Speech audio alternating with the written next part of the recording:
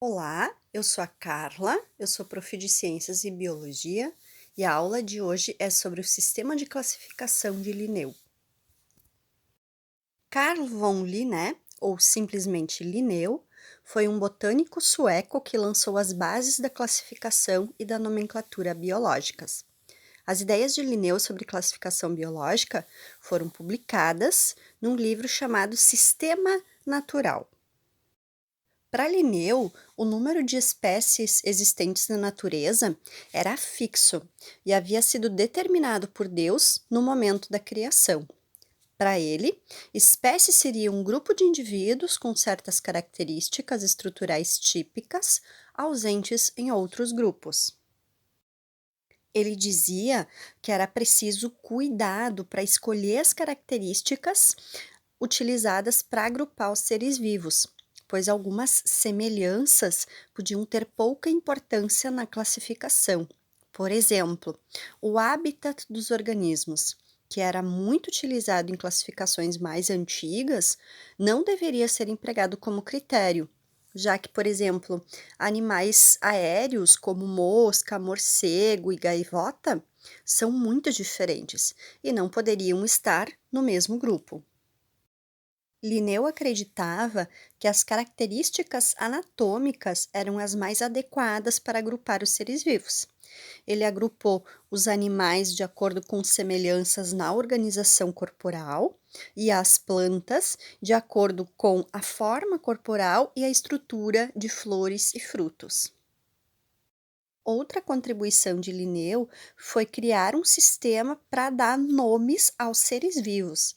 Ele propôs que o nome científico de todo ser vivo fosse sempre composto por duas palavras, a primeira referindo-se ao gênero e a segunda ao epíteto específico.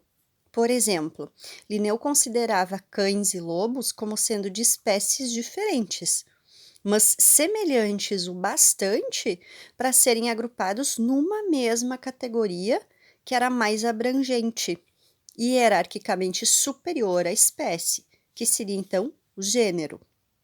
Pelo fato de que cada espécie deve ter dois nomes, esse sistema é conhecido como nomenclatura binomial e é utilizado até hoje. Uma das regras da nomenclatura binomial determina que os nomes científicos sejam escritos em latim ou latinizados. A primeira letra do nome científico deve ser sempre maiúscula e todas as demais minúsculas. Também, o nome científico deve ser destacado no texto, colocado em itálico ou grifado. Você já viu o nome científico escrito com o gênero e o acompanhamento SP?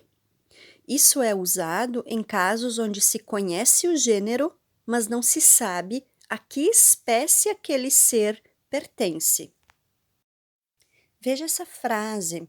Quando nós não sabemos se aquele ser é um lobo, um coiote ou um cachorro, usamos canis SP.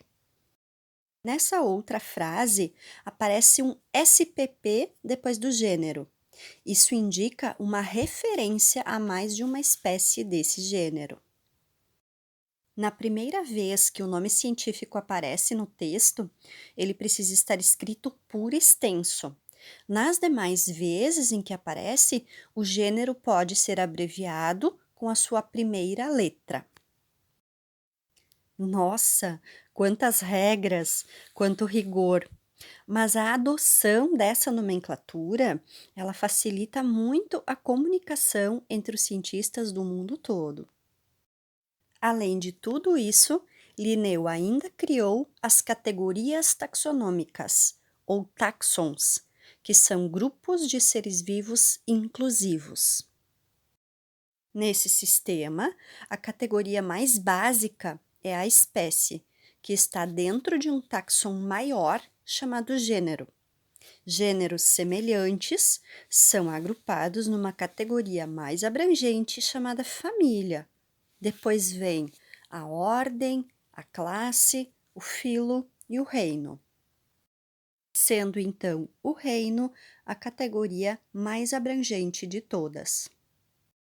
E uma dica: para que a gente possa saber em ordem as categorias taxonômicas da mais abrangente à mais específica, a gente usa a primeira letra de cada categoria e forma a seguinte frase: raio forte caiu ontem, fazendo grande estrago.